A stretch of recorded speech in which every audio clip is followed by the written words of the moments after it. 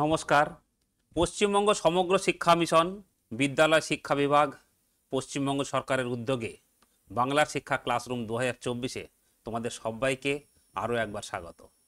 আমি মদনমোহন হালদার, সহশিক্ষক, মিত্র institution main, Kolkata. আজকের আমরা আলোচনা করব দশম শ্রেণীর ভৌতবিজ্ঞানের রসায়ন বিভাগের অন্তর্গত পরীক্ষাগার ও রাসায়নিক শিল্পে অজৈব রসায়ন। তাহলে শুরু করা যাক আজকের প্রথম পর্ব। এই অধ্যায়ে আমরা বেশ কিছু পদার্থ যেমন ধরো অ্যামোনিয়া, হাইড্রোজেন সালফাইড, নাইট্রোজেন, আরও কিছু অ্যাসিড, এদের পরীক্ষাগার এবং শিল্পে কিভাবে আমরা উৎপন্ন করি, বিভিন্ন ক্ষেত্রে আমরা কিভাবে তার ব্যবহার করি, এই পুরো বিষয় নিয়েই আমরা আলোচনা করব। তবে আজকের প্রথম পর্বে আমাদের আলোচনাটা মূলত সীমাবদ্ধ থাকবে অ্যামোনিয়া নিয়ে। তাহলে শুরু করা যাক অ্যামোনিয়া। দেখো, তোমরা দৈনন্দিন অভিজ্ঞতা থেকে যে সমস্ত গ্যাসের কথা তোমরা ইতিমধ্যে জেনেছ বা পড়েছ, তার মধ্যে কিন্তু অ্যামোনিয়া অন্যতম। দেখো, অ্যামোনিয়ার গন্ধ পাওনি মনে হয় তোমাদের এমন কেউই নেই। ইউরিনাল বা বিভিন্ন পশুর যে আস্তাবল, সেখানে গেলেই যে তীব্র ঝাঁঝালো গন্ধযুক্ত যে গ্যাসটা পাও, সেটাই হচ্ছে আসলে অ্যামোনিয়া। এই অ্যামোনিয়া আমরা ইন্ডাস্ট্রিতে, পরীক্ষাগারে, বিভিন্ন জায়গায় ব্যবহার করি। সেগুলো তোমরা ধাপে ধাপে শিখবে, জানবে, আমরা আলোচনা করব। তো প্রথমেই যেটা আলোচনা করব, সেই অ্যামোনিয়াকে আমরা কিভাবে তৈরি করতে পারি। দেখো, যে কোনো অ্যামোনিয়াম লবণকে যদি তীব্র ক্ষার বা ক্ষারক দিয়ে আমরা উত্তপ্ত করি, তাহলে কিন্তু অ্যামোনিয়া পাওয়া যায়। অ্যামোনিয়াম লবণ বলতে কি? তুমি অ্যামোনিয়াম ক্লোরাইড নিতে পারো, অ্যামোনিয়াম সালফেট নিতে পারো। ক্ষার হিসেবে তুমি কী নিতে পারো? পোড়া চুন, কলি চুন, কস্টিক সোডা, কস্টিক পটাশ, যা খুশি তুমি নিতে পারো। যদি নিয়ে বিক্রিয়া ঘটাও, তাহলে কি করা যাবে? অ্যামোনিয়া উৎপন্ন হবে। দেখো, এখানে যে সমীকরণ দেওয়া আছে, যেমন ধরো প্রথম সমীকরণটা লক্ষ্য করো, অ্যামোনিয়াম ক্লোরাইড, তার সাথে দেওয়া আছে কি? পোড়া চুন। সেই অ্যামোনিয়াম ক্লোরাইড আর পোড়া চুনের বিক্রিয়া কি উৎপন্ন হচ্ছে? ক্যালসিয়াম ক্লোরাইড এবং অ্যামোনিয়া গ্যাস। দ্বিতীয় সমীকরণ দেখো, আমরা পোড়া চুনের পরিবর্তে কি করেছি? সেখানে কলিচুন ব্যবহার করেছি। ঠিক আছে, এবার যদি অ্যামোনিয়াম ক্লোরাইডের সাথে কলিচুন মিশিয়ে উত্তপ্ত করা যায়, তাহলে কি হবে? সেই ক্যালসিয়াম ক্লোরাইড এবং অ্যামোনিয়া গ্যাস। আমরা তৃতীয় সমীকরণ লক্ষ্য করো, এখানে আমরা কি করেছি না, অ্যামোনিয়াম লবণ হিসাবে অ্যামোনিয়াম সালফেট নিয়েছি, আর কি নিয়েছি? Caustic soda. দেখো, তাদের বিক্রিয়ায় সোডিয়াম সালফেট লবণ উৎপন্ন হচ্ছে এবং তৎসহ ঝাঁঝালো গন্ধযুক্ত অ্যামোনিয়া গ্যাস নির্গত হচ্ছে। একইভাবে যদি অ্যামোনিয়াম সালফেটের সাথে পোড়া চুন বিক্রিয়া করাই, তাহলেও কিন্তু অ্যামোনিয়াই পাওয়া যাবে। তাহলে বোঝা গেল অ্যামোনিয়া প্রস্তুতির যে মূল নীতি। তাহলে আরও একবার বলছি যে অ্যামোনিয়াম লবণকে যদি আমরা ক্ষার বা ক্ষারক সহ উত্তপ্ত করি, তাহলে সেখান থেকে অ্যামোনিয়া উৎপন্ন হয়। এইবার আমরা এই অ্যামোনিয়াকে পরীক্ষাগারে কিভাবে প্রস্তুত করতে পারি। দেখো, পরীক্ষাগারে সাধারণত সেই সমস্ত পদার্থই ব্যবহার করা হয় যেগুলো একটু সহজলভ্য। দেখো, অ্যামোনিয়াম ক্লোরাইড এবং কলিচুন এই দুটোই কিন্তু অত্যন্ত সহজলভ্য এবং পরীক্ষাগারে ব্যবহারের পক্ষে অত্যন্ত সুবিধাজনক। সেই কারণেই আমরা কি করি? অ্যামোনিয়াম ক্লোরাইড এবং শুষ্ক কলিচুন নেওয়া হয়, তার 1:3 মাস রেশিও, মানে ভরের অনুপাতে নিয়ে উত্তপ্ত করা হয়। দেখো, ছবিটার দিকে একটু ভালো করে লক্ষ্য করো। ছবিটাতে কি আছে? দেখো, গোলতল ফ্লাস্ক দেখতেই পাচ্ছ। তার মধ্যে কি নেওয়া আছে? অ্যামোনিয়াম ক্লোরাইড এবং কলিচুন। কি রেশিওতে নেওয়া আছে? 1:3 অনুপাতে। নেওয়ার পর ওটাকে যেহেতু উত্তপ্ত করব, তাই ওটা ক্ল্যাম্পের সাহায্যে আটকে একটা তোমার তার জালির ওপর ট্রাইপড স্ট্যান্ডে বসানো আছে। নিচে কি আছে? মুনসেন বার্নার। এইবার দেখো, উপরের মুখটাতে কর্কের ছিপি দিয়ে ভালো করে বন্ধ করা আছে, আর দুইবার সমকোণে বেঁকানো একটা নির্গম নল লাগানো আছে। এই যে নির্গম নল, সেটা দেওয়া আছে কিসের মধ্যে? না, একটা দেখো শোষক স্তম্ভ। আমরা এই শোষক স্তম্ভটা আমরা আলোচনা করব একটু পরেই। তারপরে দেখো, উপরে একটা গ্যাস জার উপর করে রাখানো আছে। এটা নিয়েও আমরা আলোচনা করব, কেন গ্যাস জারটা উপর করেই রাখানো আছে, সমস্তটাই আমরা আলোচনা করব। তোমরা আগে পরীক্ষাগারে যেভাবে আমরা অ্যামোনিয়া তৈরি করি, তার সেটআপটা জাস্ট লক্ষ্য করো। এইবার দেখো, তাপ দেওয়া হচ্ছে, ফলে অ্যামোনিয়াম ক্লোরাইড এবং কলিচুনের বিক্রিয়া কি উৎপন্ন হবে? অ্যামোনিয়া। সমীকরণটার দিকে তাকাও, অ্যামোনিয়ার সাথে কিন্তু আরও একটি পদার্থ উৎপন্ন হচ্ছে, সেটা হচ্ছে জলীয় বাষ্প, যেটা H2O। তাহলে যে নির্গম নল দিয়ে গ্যাসটি নির্গত হচ্ছে, সেখানে অ্যামোনিয়া এবং তৎসহ জলীয় বাষ্পও কিন্তু একসাথে যাবে। এবার আমরা উৎপন্ন করছি কি, আমাদের প্রয়োজনীয় উপাদানটা কি, অ্যামোনিয়া। ফলে এই অ্যামোনিয়াকে জলীয় বাষ্প মুক্ত করতে হবে, তার মানে সহজ কথাকে শুষ্ক করতে হবে। এই শুষ্ককরণের জন্য আমরা ওখানে পোড়া চুন স্তম্ভ ব্যবহার করেছি। এই পোড়া চুন স্তম্ভের মধ্য দিয়ে যদি ওই আর্দ্র অ্যামোনিয়া গ্যাসকে পাঠানো হয়, তাহলেই দেখা যাচ্ছে যে উপরে গ্যাস জারটি উপর করে রাখা আছে, তার মধ্যে যখন গ্যাসটি প্রবেশ করছে সেটা কিন্তু শুষ্ক এবং বিশুদ্ধ। বোঝা গেল? দেখো, এই তাহলে হচ্ছে অ্যামোনিয়ার পরীক্ষাগার প্রস্তুতির সেটআপ। এবার আমরা আসি অ্যামোনিয়া শুষ্ককরণের জন্য আমরা কেনই বা পোড়া চুন ব্যবহার করব, কি বৃত্তান্ত, সেটা নিয়ে আমরা আলোচনা করি। প্রথম কথা হচ্ছে শুষ্ককরণের একটা নীতি আছে। কি সেই নীতি? না, শুষ্ককরণ যখনই আমরা করব, এমন পদার্থ শুষ্ককারক হিসেবে নির্বাচন করতে হবে যাতে তারা পরস্পরের সংস্পর্শে এলে রাসায়নিক বিক্রিয়া না করে। দেখো, যদি রাসায়নিক বিক্রিয়া করেই ফেলে তাহলে আমরা শুষ্ক পদার্থটা পাবো না। তাহলে আমাদের শুষ্ককারক পদার্থ হিসেবে যেটা ব্যবহার করব, আমরা তো শুষ্ক পদার্থ পেলামই না, উপরন্তু কি পেয়ে যাব, আমরা একটা অন্য কোনো পদার্থ পেয়ে যাব। ফলে যে কোনো ক্ষেত্রে, এটা মনে রাখবে, যে কোনো ক্ষেত্রে আমরা যখন কোনো পদার্থ শুষ্ককারক পদার্থ হিসেবে ব্যবহার করি, তার শর্তই এমন হবে সে কেবলমাত্র ওই পদার্থের মধ্যে যে জলীয় অংশ আছে সেটাকেই শোষণ করবে, কিন্তু পদার্থটিকে কোনোভাবে রাসায়নিকভাবে তার সাথে বিক্রিয়া করবে না বা অন্য কোনো পদার্থে রূপান্তরিত করবে না। এবার দেখো, অ্যামোনিয়া যেহেতু ক্ষারীয় পদার্থ, মানে ক্ষারীয় শ্রেণী, সেটাও আমরা একটু পরেই প্রমাণ করে দেখাবো যে অ্যামোনিয়ার জলীয় দ্রবণ কেন ক্ষারীয়। তো দেখো, যদি ক্ষারীয় পদার্থের সাথে যদি আমরা আম্লিক কোনো শুষ্ককারক পদার্থ ব্যবহার করি, যেমন দেখো শুষ্ককারক পদার্থ হিসাবে, ড্রাইং এজেন্ট হিসাবে নর্মালি গাঢ় সালফিউরিক অ্যাসিড, ফসফরাস পেন্টক্সাইড, অনার্দ্র ক্যালসিয়াম ক্লোরাইড, পোড়া চুন, এগুলো কিন্তু সবাই শুষ্ককারক পদার্থ বা ড্রাইং এজেন্ট হিসেবে ব্যবহার করা যেতে পারে। কিন্তু অ্যামোনিয়ার ক্ষেত্রে যদি আমরা গাঢ় সালফিউরিক অ্যাসিড ব্যবহার করি, তাহলে দেখো অ্যামোনিয়া যেহেতু ক্ষারীয় প্রকৃতির আর সালফিউরিক অ্যাসিড আম্লিক প্রকৃতির, তাহলে এই ক্ষার এবং অ্যাসিড মিলেই অ্যামোনিয়াম সালফেট লবণ উৎপন্ন করবে। ফলে আমরা শুষ্ক অ্যামোনিয়া কিন্তু পাবো না। একইভাবে দেখো, যদি আমরা ফসফরাস পেন্টক্সাইডের সাথে অ্যামোনিয়ার বিক্রিয়া করে কি করছে, অ্যামোনিয়াম ফসফেট উৎপন্ন করছে। ফলে আমরা যদি ফসফরাস পেন্টক্সাইড দিয়ে অ্যামোনিয়াকে শুষ্ক করতে যাই, তাহলে শুষ্ক বিশুদ্ধ অ্যামোনিয়া তো পাবোই না, তার পরিবর্তে আমরা কি পেয়ে যাব, অ্যামোনিয়াম ফসফেট। দেখো, একই কথা প্রযোজ্য অনার্দ্র ক্যালসিয়াম ক্লোরাইডের ক্ষেত্রেও। এই অনার্দ্র ক্যালসিয়াম ক্লোরাইডের দিয়ে যদি আমরা অ্যামোনিয়াকে শুষ্ক করতে যাই, তাহলে দেখবে তারা একটা দ্রুত যৌগ তৈরি করবে। ফলে প্রতিটি ক্ষেত্রেই দেখতে পাচ্ছ যে যে সমস্ত ড্রাইং এজেন্টের কথা আমরা আলোচনা করলাম, সবগুলোই অ্যামোনিয়াকে শুষ্ক করার সাথে সাথেই তাকে কি করছে, অন্য পদার্থেই রূপান্তর করে দিচ্ছে। সেক্ষেত্রে পোড়া চুন হচ্ছে ক্ষারীয়ধর্মী ক্ষারীয় পদার্থ এবং অ্যামোনিয়া হচ্ছে ক্ষারীয় প্রকৃতির। ফলে দুজনের মধ্যে কোনো বিক্রিয়া হয় না পরস্পরের সংস্পর্শে এলে, কেবলমাত্র অ্যামোনিয়ার মধ্যস্থিত যে জলীয় অংশ বা জলীয় বাষ্প, সেটাই পোড়া চুন কি করে, শোষণ করে এবং ক্যালসিয়াম হাইড্রক্সাইডে পরিণত করে। সমীকরণ দেখো, CaO + H2O থেকে হয় CaOH2। ফলে কি হয়, আমরা শুষ্ক বিশুদ্ধ অ্যামোনিয়া আমরা পেতে পারি।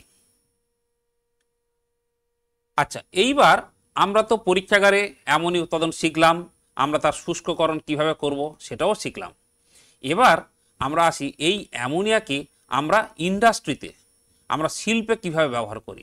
তার কারণ দেখো, যে অ্যামোনিয়া পরীক্ষাগারে আমরা প্রস্তুত করলাম, সেটা কেবলমাত্র কোনো ল্যাবে সামান্যতম অ্যামোনিয়ার প্রয়োজনে আমরা কাজে লাগাতে পারি। কিন্তু বৃহত্তর ক্ষেত্রে যেখানে একটা বিশাল ইন্ডাস্ট্রি আছে, যেখানে তোমার অ্যামোনিয়া প্রয়োজন আছে, সেক্ষেত্রে আমাদের লার্জ স্কেলে কিন্তু প্রস্তুতির জন্য আমাদের ইন্ডাস্ট্রিয়াল প্রিপারেশনটা খুবই জরুরি। দেখো, সেক্ষেত্রে কি করা হয় না, নাইট্রোজেন এবং হাইড্রোজেনের বিক্রিয়া ঘটানো হয়। কিন্তু এই নাইট্রোজেন এবং হাইড্রোজেন নির্বাচন করার ক্ষেত্রেও কিন্তু একটা বিশেষ নীতি রয়েছে।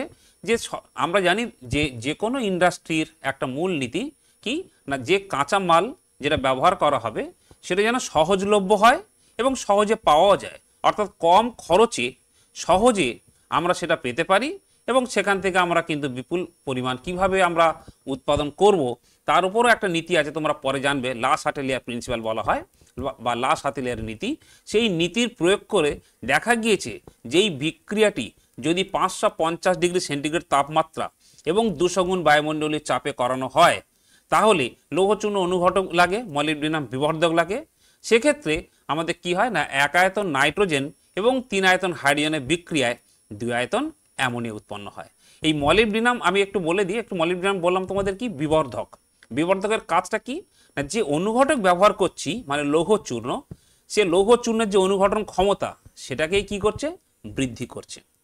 দেখো যদিও বর্তমানে কিন্তু এই লৌহচূর্ণ অনুঘটকের পরিবর্তে আমরা ফেরিক অক্সাইড অনুঘটক এবং মলিবডিনাম বিবর্ধকের পরিবর্তে আমরা 1% পটাশিয়াম অক্সাইড এবং 3% অ্যালুমিনিয়াম মিশ্রণকেও কিন্তু আমরা বিবর্ধক বা উদ্দীপক হিসেবে ব্যবহার করতে পারি।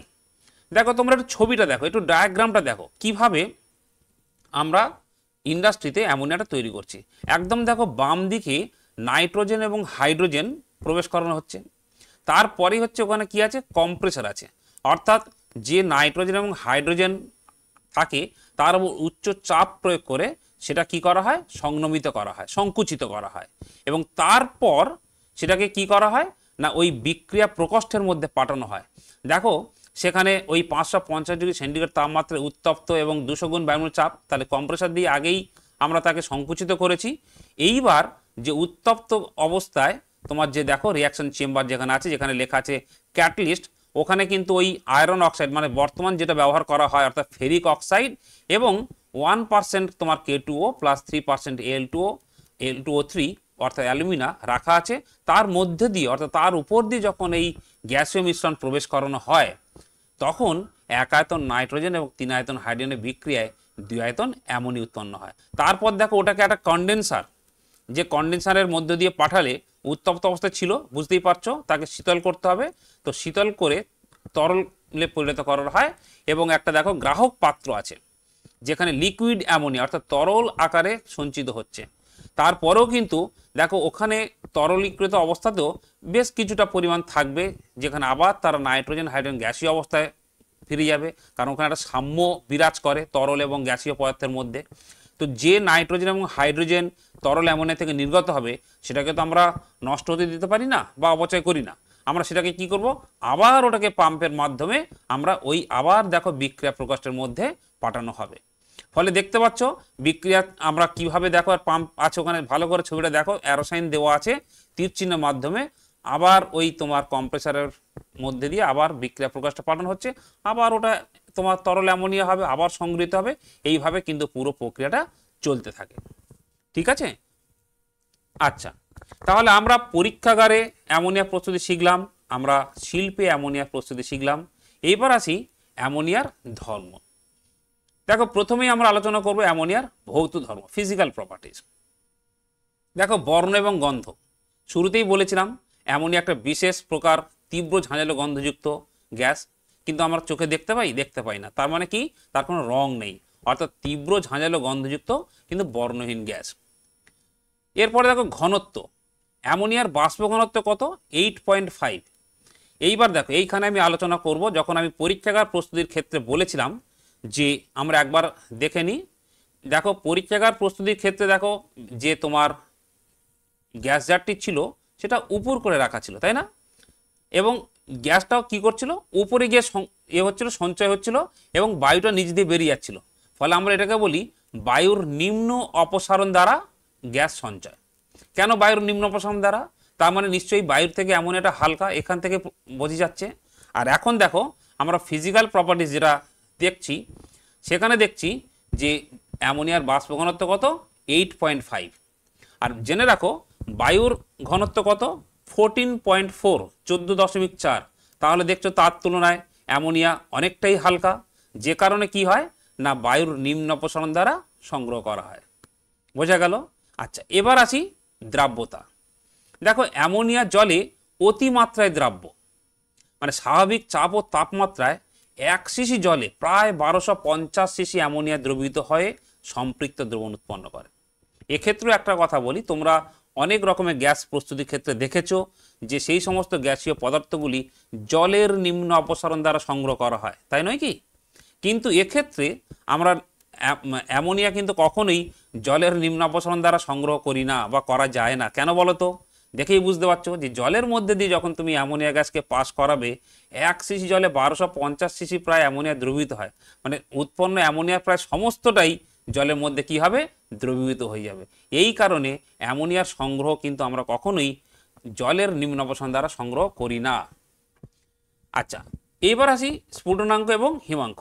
দেখো অ্যামোনিয়ার স্ফুটনাঙ্ক কত না -33.4 ডিগ্রি এবং হিমাঙ্ক কত -77.7 ডিগ্রি সেন্টিগ্রেড। বেশ, এইবার আসি লাইকার অ্যামোনিয়া, খুব ইম্পর্টেন্ট একটা বিষয়। দেখো 0.88 গ্রাম পার সিসি মানে 0.88 আপেক্ষিক গুরুত্ব বিশিষ্ট 35% অ্যামোনিয়ার যে জলীয় দ্রবণ তাকে আমরা বলি লাইকার অ্যামোনিয়া। এটা কিন্তু পরীক্ষাগার এবং শিল্পে প্রচুর পরিমাণে কিন্তু ব্যবহৃত হয়, তোমরাও ধাপে ধাপে শিখবে। এই যে আমরা লাইকার অ্যামোনিয়া, আরেকটি সাথে আছে তরল অ্যামোনিয়া, এই দুটোর মধ্যে কিন্তু অনেকের একটু সমস্যা। আমি বিষয়টাকে আরেকটু তোমাদের কাছে ক্লিয়ার করছি, বিষয়টা ভালো করে শোনো। দেখো অ্যামোনিয়াকে আমরা যে কোনো পদার্থের কি থাকে, তিনটা অবস্থা থাকে, তাই নয় কি, কঠিন, তরল, গ্যাসীয়। তাহলে অ্যামোনিয়া যে গ্যাসীয় পদার্থ সেটাকে কি আমরা তরলে পরিণত করতে পারি? উত্তর হচ্ছে হ্যাঁ, পারি। কিভাবে পারি? দেখো স্বাভাবিক চাপ ও তাপমাত্রায় অ্যামোনিয়ার গ্যাসীয় পদার্থ, কিন্তু সেটাকে যদি আমরা তার সংকট তাপমাত্রা বলে একটা বিষয় আছে, সেটা তোমরা পরে জানবে। সংকট চাপ, সংকট তাপমাত্রা, এই বিষয়গুলো সম্পর্কে তোমরা পরে জানবে। যদি আমরা সেই তাপমাত্রা মানে সংকট তাপমাত্রা বা তার নিচে গিয়ে রেখে আমরা চাপ প্রয়োগ করি, তাহলেই কিন্তু কি করতে পারবো, অ্যামোনিয়াকে সহজেই তরলে পরিণত করতে পারবো। এই প্রসঙ্গে একটু বলে রাখি, তোমরা যে কোনো গ্যাসীয় পদার্থকে আমরা যদি তরলে পরিণত করতে চাই, তাহলে তার নির্দিষ্ট একটা চাপ এবং তাপমাত্রা বজায় রাখতে হয়। যে তাপমাত্রার নিচে বা সেই তাপমাত্রায় অন্তত পক্ষে না নিয়ে গেলে পরে গ্যাসের ওপর চাপ প্রয়োগ করেও কিন্তু গ্যাসকে তরলে পরিণত করা যায় না। সেই তাপমাত্রাকে আমরা কি বলছি, সংকট তাপমাত্রা। আর চাপের ক্ষেত্রেও একই কথা প্রযোজ্য। একটা ন্যূনতম চাপ থাকে, সেই চাপ বা তার ঊর্ধ্বে রাখতে হবে, রেখে যদি তুমি গ্যাসীয় পদার্থকে শীতল করো, তাহলেই কিন্তু তুমি ওই গ্যাসীয় পদার্থকে তরলে পরিণত করতে পারবে। আর যদি আমরা সংকট চাপের থেকে যদি আমরা কম চাপ প্রয়োগ করি, যতই আমরা শীতল করি না কেন, তাহলে কিন্তু গ্যাসীয় পদার্থ তরলে পরিণত হবে না। যে কারণে দেখো এখানে আমরা চাপ কত প্রয়োগ করছি, একবার দেখো। অ্যামোনিয়া তরলীকরণের ক্ষেত্রে আমরা প্রায় তোমার ওই 10 ডিগ্রি সেন্টিগ্রেড তাপমাত্রা দিচ্ছি যেমন, আর 6 atm চাপ আমরা যদি প্রয়োগ করি, তাহলেই কি হবে, অ্যামোনিয়াটা তরলে পরিণত হবে।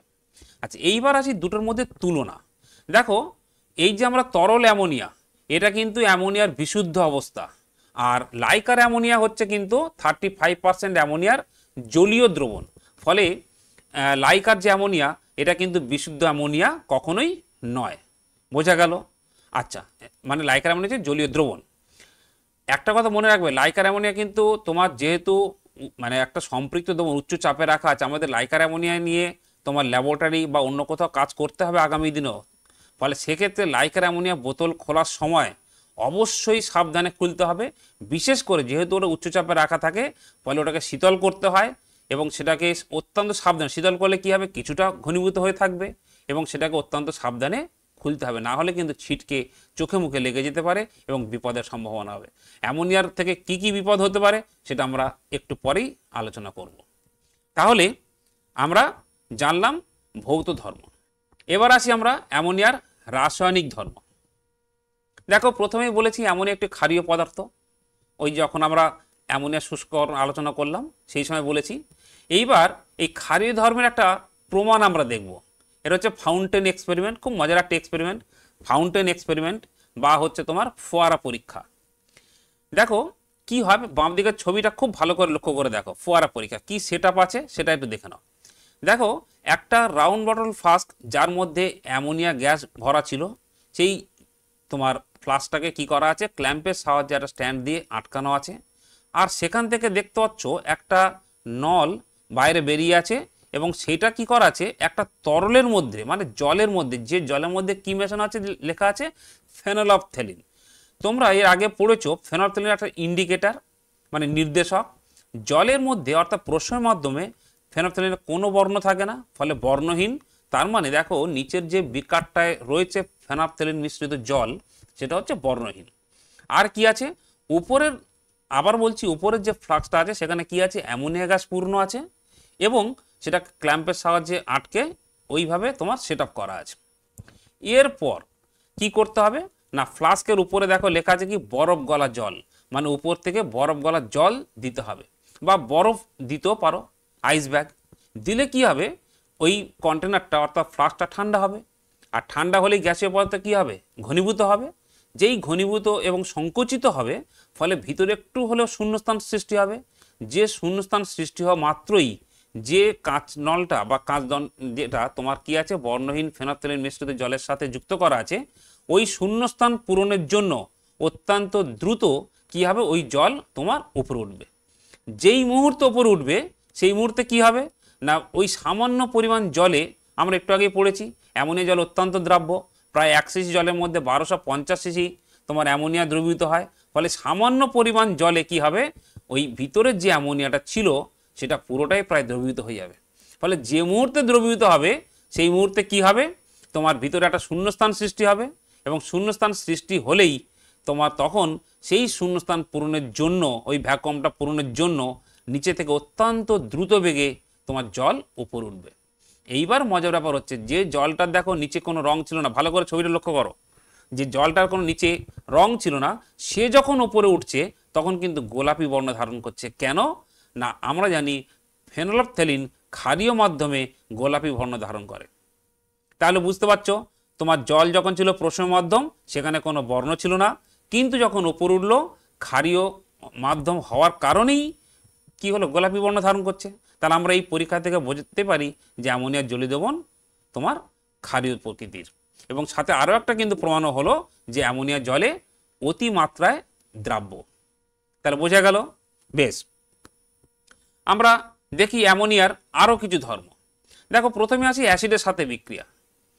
যেহেতু এটা ক্ষারধর্মী, ফলে অ্যাসিডের সাথে বিক্রিয়া কি উৎপন্ন করবে বলো, অ্যামোনিয়াম লবণ উৎপন্ন করবে নিশ্চয়ই।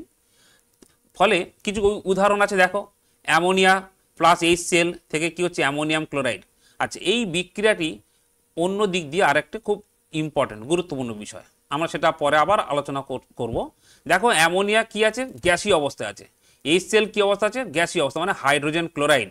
আর উৎপন্ন হচ্ছে কি, অ্যামোনিয়াম ক্লোরাইড কঠিন অবস্থা। তাহলে এই বিক্রিয়াটি এমন একটি বিক্রিয়া যেখানে দুটো গ্যাসের বিক্রিয়ায় একটি কঠিন পদার্থ উৎপন্ন হয়, তার কিন্তু একটি আদর্শ উদাহরণ বটে।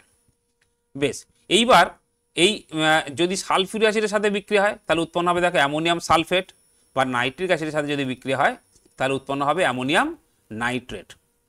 আচ্ছা, এই প্রসঙ্গে আরও একটা কথা আমরা একটু তোমাদেরকে মনে করিয়ে দিতে চাইব, যে আমরা যখন পরীক্ষাগার প্রস্তুতিতে অ্যামোনিয়া গ্যাস জারটা পূরণ হয়েছিল কিনা তা প্রমাণ করতে পারি আমরা এই প্রথম সমীকরণটা দেখে।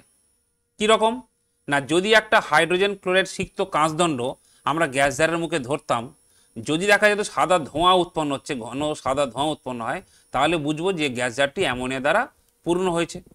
এই বিক্রিয়াটি কিন্তু অ্যামোনিয়ার শনাক্তকরণের ক্ষেত্রেও কিন্তু প্রয়োগ করা যাবে। যেখানে আমরা হাইড্রোজেন ক্লোরাইড সিক্ত কাঁচদণ্ড যদি অ্যামোনিয়ার সাথে ধরি, তাহলে আমাদের কি হবে, অ্যামোনিয়াম ক্লোরাইডের সাদা ধোঁয়া উৎপন্ন হবে। বেশ, তাহলে প্রথম যে বিক্রিয়াটি আছে অত্যন্ত গুরুত্বপূর্ণ বিভিন্ন দিক দিয়ে, সেটা তোমরা নিশ্চয়ই বুঝতে পারছো। এবার আসি অ্যামোনিয়ার বিজারণ ধর্ম। দেখো, সাধারণ তাপমাত্রায় কিন্তু অ্যামোনিয়ার বিজারণ ধর্ম দেখা যায় না, কিন্তু উত্তপ্ত অবস্থায় ধাতব অক্সাইডকে অ্যামোনিয়া বিজারিত করে ধাতু উৎপন্ন করে, এবং খুব স্বাভাবিকভাবেই নিজে জারিত হবে। যদি বিজারক পদার্থ অন্যকে বিজারিত করে তাহলে নিজে জারিত হয়, এবং নিজে জারিত হয়ে নাইট্রোজেন গ্যাস উৎপন্ন করবে। সমীকরণ লক্ষ্য করে দেখো, উত্তপ্ত কালো বর্ণের কিউপ্রিক অক্সাইড উপর দিয়ে যদি আমরা ঝাঁঝালো গন্ধযুক্ত অ্যামোনিয়া গ্যাস চালনা করি, তাহলে এই কালো বর্ণের কিউপ্রিক অক্সাইড বিজারিত হয়ে লাল বা লালাবো তোমার বর্ণের ধাতব কপার উৎপন্ন করে, তৎসহ বর্ণহীন গন্ধহীন নাইট্রোজেন গ্যাস উৎপন্ন করে। সমীকরণ দেখো, 3CuO প্লাস 2NH3 থেকে 3Cu plus N2 plus 3H2। একইভাবে যদি আমরা লেড অক্সাইডের উপর দিয়েও কিন্তু আমরা অ্যামোনিয়া চালনা করি, তাহলে ধাতব লেড এবং নাইট্রোজেন গ্যাস উৎপন্ন করে। দেখো, এই বিক্রিয়ার আরও একটি গুরুত্ব আছে, কি না, এই বিক্রিয়া প্রমাণ করে যে অ্যামোনিয়াতে নাইট্রোজেন আছে। কেন নাইট্রোজেন আছে, আমি বিক্রিয়াটা আরেকবার ব্যাখ্যা করছি। দেখো, কিউপ্রিক অক্সাইড, তাহলে এর মধ্যে কি কি আছে, কপার আছে আর অক্সিজেন আছে, আর অ্যামোনিয়া আছে। তাহলে এই বিক্রিয়ায় উৎপন্ন হচ্ছে কি, নাইট্রোজেন, একটি উপজাত পদার্থ হিসেবে উৎপন্ন হচ্ছে নাইট্রোজেন। তাহলে নাইট্রোজেনটা এলো কোথা থেকে, নিশ্চয়ই কিউপ্রিক অক্সাইডের মধ্যে ছিল না, কারণ তার মধ্যে ছিল কি, কপার আর অক্সিজেন। তাহলে অবশ্যই তোমরা নিশ্চিতভাবে বলতে পারবে এই নাইট্রোজেন ছিল অ্যামোনিয়ার মধ্যে। তাহলে আমরা এই বিক্রিয়া দ্বারা প্রমাণ করতে পারি যে অ্যামোনিয়াতে নাইট্রোজেন আছে। আচ্ছা, চলো এরপর দেখা যাক অ্যামোনিয়ার জারণ। অক্সিজেনের উপস্থিতিতে অ্যামোনিয়া গ্যাসে যদি আগুন ধরাই তাহলে এটা হলুদ শিখায় কিন্তু জ্বলতে থাকে, এবং সেক্ষেত্রে অ্যামোনিয়া কী হবে, নাইট্রোজেন উৎপন্ন করবে। তাহলে 4NH3 প্লাস 3O2 থেকে হচ্ছে 2N2 প্লাস 6H2O। দেখো অনুঘটনজনিত জারণ, এটা কিন্তু খুব ইম্পর্টেন্ট ভীষণভাবে। আমরা নাইট্রিক অ্যাসিড যে তৈরি করি সেই বিক্রিয়ার এটা একটা অংশ বটে। এখানে কি হয় না, দেখো 5 থেকে 7 বায়ুমণ্ডলীয় চাপে 5 to 7 ATM চাপে অ্যামোনিয়ার সাথে অতিরিক্ত বায়ুর মিশ্রণ, অতিরিক্ত বায়ু রেশিওটা দেখো প্রায় 1:7.5, মানে যদি 1 ভাগ অ্যামোনিয়া তোমরা নাও তাহলে তার প্রায় 7.5 গুণ কী দিতে হবে, বায়ু দিতে হবে। দিয়ে 750 থেকে 900 ডিগ্রি সেন্টিগ্রেড তাপমাত্রায় উত্তপ্ত প্ল্যাটিনাম এবং রোডিয়াম ধাতু সংকরের তৈরি তারজালির উপর দিয়ে অতি দ্রুত, এটাও খুব ইম্পর্ট্যান্ট একটা ফ্যাক্টর, অতি দ্রুত, দেখো টাইম স্প্যানটা লেখা আছে 0.001 সেকেন্ড, যদি মানে দেরি হয় তাহলে কিন্তু অন্য বিক্রিয়া হয়ে যাবে, সেটা আমরা আলোচনা করব। চালনা করলে অ্যামোনিয়া জারিত হয়ে নাইট্রিক অক্সাইড উৎপন্ন করে, এবং বিক্রিয়াটি অবশ্যই তাপ উৎপাদক। দেখো 4NH3 প্লাস 5O2 থেকে হচ্ছে 4NO প্লাস 6H2O, ফলে এখানে এবং দেখো 90.3 কিলোজুল তাপ উৎপন্ন হয়। এরপরে আমরা আসব ধাতব সোডিয়ামের সাথে বিক্রিয়া। দেখো ধাতব সোডিয়ামের সাথে যদি বিক্রিয়া করি তাহলে কি হয় না, আমরা প্রথমে বলেছি উত্তপ্ত অবস্থায় ধাতুর সাথে বিক্রিয়া করে, ফলে প্রতিটা ক্ষেত্রে তোমার উত্তাপের প্রয়োজন হয়। এখানেও তাই প্রায় 360 ডিগ্রি সেন্টিগ্রেড তাপমাত্রায় উত্তপ্ত সোডিয়ামের উপর দিয়ে যদি আমরা ঝাঁঝালো গন্ধযুক্ত অ্যামোনিয়া গ্যাস চালনা করি তাহলে সাদা মোমের ন্যায় সোডামাইড লবণ এবং হাইড্রোজেন গ্যাস উৎপন্ন হয়। দেখো 2Na প্লাস 2NH3 থেকে হচ্ছে কি 2NaNH2 সোডামাইড, সংকেত হচ্ছে NaNH2 প্লাস H2। দেখো এই বিক্রিয়াটিরও অন্য একটা গুরুত্ব আছে, তাৎপর্য আছে। কি সেই তাৎপর্য, আমরা আগের কিউপ্রিক অক্সাইডের সাথে বিক্রিয়া প্রমাণ করেছিলাম যে অ্যামোনিয়াতে নাইট্রোজেন আছে। এখানে দেখো উপজাত পদার্থ হিসেবে উৎপন্ন হচ্ছে হাইড্রোজেন, যেখানে এই হাইড্রোজেন নিশ্চিতভাবে আসে অ্যামোনিয়া থেকে, ফলে অ্যামোনিয়াতে যে হাইড্রোজেন আছে সেটাও কিন্তু এই পরীক্ষা দ্বারা প্রমাণিত হয়। দ্বিতীয়ত কি না, দেখো অ্যামোনিয়া কিন্তু জারক পদার্থ হিসাবেও কাজ করতে পারে। আমরা অ্যামোনিয়ার বিজারণ ধর্ম পড়েছি, এখানে দেখছি আমরা অ্যামোনিয়া কি করছে, ধাতব সোডিয়ামকে জারিত করে দিচ্ছে, ফলে অ্যামোনিয়া কিন্তু জারক পদার্থ হিসেবে কাজ করতে পারে, তারও এটি একটা তোমার আদর্শ উদাহরণ। আচ্ছা, আরও একটি দেখো যে অ্যামোনিয়া অ্যাসিড ধর্ম দেখাতে পারে। কীরকম, আমরা জেনেছি অ্যাসিড কাকে বলে না, যে সমস্ত যৌগ ধাতুর সাথে বিক্রিয়া করে কি করে, লবণ এবং হাইড্রোজেন গ্যাস উৎপন্ন করে। কারণ অ্যাসিড ধাতুর সাথে যদি বিক্রিয়া করে তাহলে কি করে, লবণ এবং হাইড্রোজেন, তোমরা পড়েছো না Zn প্লাস H2SO4 থেকে ZnSO4 প্লাস H2।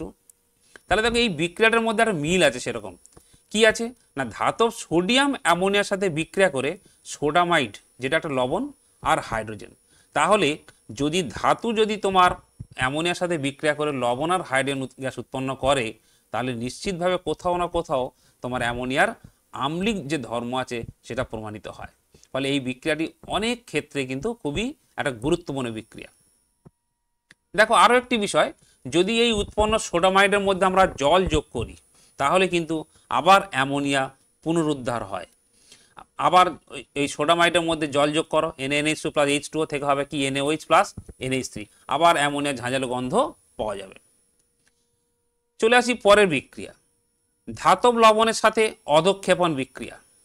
এটা কিন্তু ভীষণ গুরুত্বপূর্ণ। তোমরা যখন সায়েন্স নিয়ে পড়াশোনা করবে দেখবে যে বিভিন্ন ধাতব যে মূলক শনাক্ত করতে হবে সেইটা কিন্তু এখানেই পেয়ে যাবে। কীরকম না, ধাতব লবণের জলীয় দ্রবণের মধ্যে যদি আমরা অ্যামোনিয়া অথবা অ্যামোনিয়ার জলীয় দ্রবণ মানে অ্যামোনিয়াম হাইড্রক্সাইড যোগ করি তাহলে ধাতব হাইড্রক্সাইডের অধক্ষেপ পড়ে, এবং এই অধক্ষেপগুলির বর্ণ বিভিন্ন ধাতুর ক্ষেত্রে বিভিন্ন হয়। যেমন দেখো এখানে দুটি উদাহরণ দেওয়া আছে, অ্যালুমিনিয়াম ক্লোরাইড। তোমরা যদি অ্যালুমিনিয়াম ক্লোরাইডের মধ্যে অ্যামোনিয়াম হাইড্রক্সাইড যোগ করো তাহলে কিন্তু তোমার জেলির ন্যায় সাদা অধক্ষেপ পড়ে কার, অ্যালুমিনিয়াম হাইড্রক্সাইডের।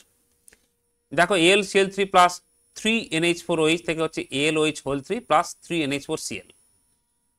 পরের আরেকটা দেখো ফেরিক ক্লোরাইড, যদি আয়রনের কোনো লবণ থাকে তার মধ্যে অ্যামোনিয়াম হাইড্রক্সাইড যোগ করো তাহলে কিন্তু বাদামি বর্ণের অধক্ষেপ পড়ে।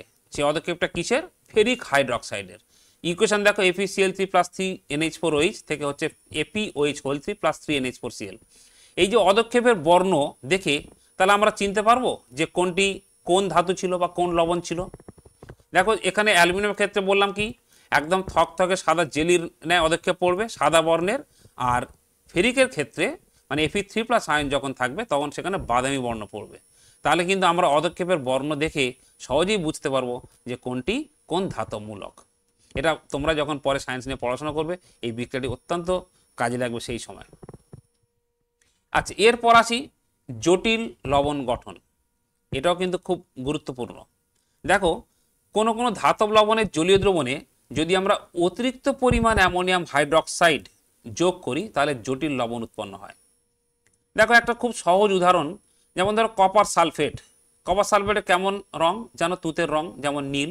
সেই কপার সালফেটের জলীয় দ্রবণের মধ্যে যদি আমরা ধীরে ধীরে অ্যামোনিয়াম হাইড্রক্সাইড যোগ করি, ধীরে ধীরে যোগ করার অর্থটা কি না, প্রথমে কম দেব। যখনই তুমি কম অর্থাৎ প্রথমে অল্প পরিমাণ অ্যামোনিয়াম হাইড্রক্সাইড দেবে, তখন অ্যামোনিয়াম হাইড্রক্সাইড যোগ করলে বেসিক কপার সালফেটের নীলাভ সাদা অধক্ষেপ পড়বে।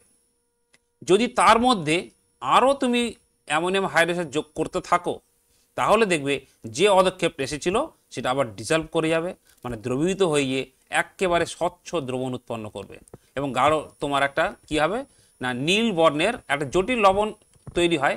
দেখো কিউপ্রো অ্যামোনিয়াম সালফেট জটিল লবণ উৎপন্ন হয়, ফলে দ্রবণটি আবার স্বচ্ছ হয়ে গাঢ় নীল হয়ে যাবে। সমীকরণটা খুব ভালো করে লক্ষ্য করে দেখো যে প্রথমে যেটা তৈরি হচ্ছে কপার সালফেটের সাথে অ্যামোনিয়াম হাইড্রক্সাইড, যে থার্ড ব্র্যাকেটের মধ্যে যেটা দেওয়া আছে CuSO4.COH2, এটা হচ্ছে বেসিক কপার সালফেট। এর রংটা কিন্তু হচ্ছে কি নীলাভ সাদা। আর পরে দেখো ওরই মধ্যে যদি আরও অতিরিক্ত পরিমাণে অ্যামোনিয়াম হাইড্রক্সাইড যোগ করি, তাহলে যে যৌগটা উৎপন্ন হচ্ছে দেখো থার্ড ব্র্যাকেটের মধ্যে CuNH3 4SO4, এটার নাম হচ্ছে কিউপ্রো অ্যামোনিয়াম সালফেট। এটা কিন্তু দ্রাব্য অর্থাৎ দ্রবীভূত হয়ে যায় এবং ফলে দ্রবণটি আবার স্বচ্ছ হয়ে যায়।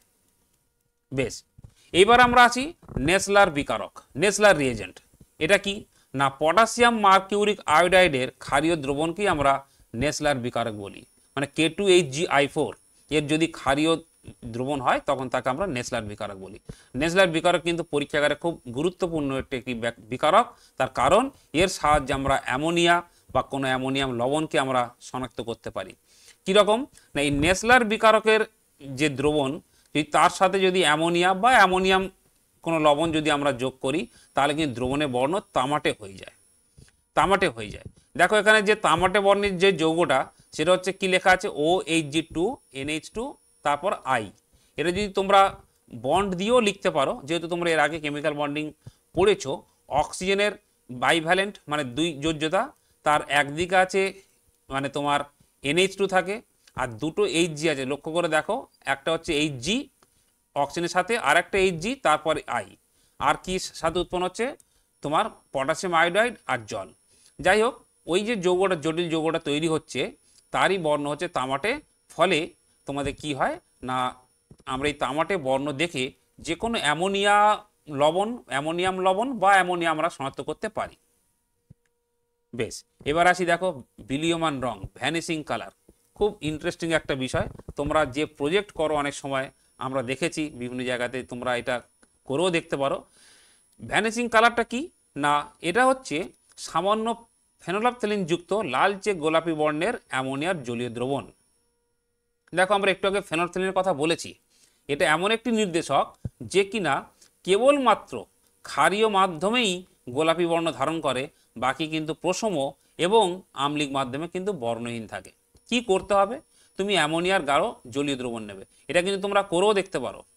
তোমরা অ্যামোনিয়ার গাঢ় জলীয় দ্রবণ নেবে তোমাদের ল্যাব থেকে, তার মধ্যে কি করবে, একটু ফেনোলাফথেলিন যোগ করবে। যেই মুহূর্তে যোগ করবে, যেহেতু অ্যামোনিয়ার গাঢ় জলীয় দ্রবণ ক্ষারীয় প্রকৃতির, ফলে দেখবে পুরো সলিউশনটা গোলাপি বর্ণ হয়ে যাবে। ঠিক যেমন ছবিতে দেখো গোলাপি বর্ণ দেখতে পাচ্ছ, এরকম হয়ে যাবে। এইবার এই যে গোলাপি রংটা তুমি কোনো সাদা জামা কাপড়ে বা কোথাও তুমি লাগিয়ে দাও, তাহলে কি হবে, সাথে সাথে গোলাপি বর্ণ ধারণ করবে। বেশ কিছুক্ষণ রেখে দিলে অ্যামোনিয়া যেহেতু উদ্বায়ী, ফলে অ্যামোনিয়াটা কি হবে, বেরিয়ে যাবে। ফলে অ্যামোনিয়া যদি বেরিয়ে যায় মানে উবে যায়, পরিবেশে মিশে যায়, তাহলে তোমার ওই সাদা কাপড়ে কি পড়ে থাকবে, কেবলমাত্র জল। তাহলে জলের মধ্যে ফেনোলাফথেলিনের রং কি, বর্ণহীন। একটু আগেই ওই পরীক্ষার সময় দেখেছো, ফোয়ারা পরীক্ষার সময়। ফলে দেখবে যে সাদা কাপড়টা একটু আগেই গোলাপি বর্ণ ছিল, এখন কি হয়ে গেছে, বর্ণহীন হয়ে গেছে। দেখো যখন রং লাগালাম তখন রং ছিল, কিছুক্ষণ পরেই হয়ে গেল বর্ণহীন। তার মানে কালারটা কী হয়ে গেছে, ভ্যানিশ হয়ে গেছে। ওই জন্য এটাকে বলা হয় ভ্যানিশিং কালার বা বিলীয়মান রং।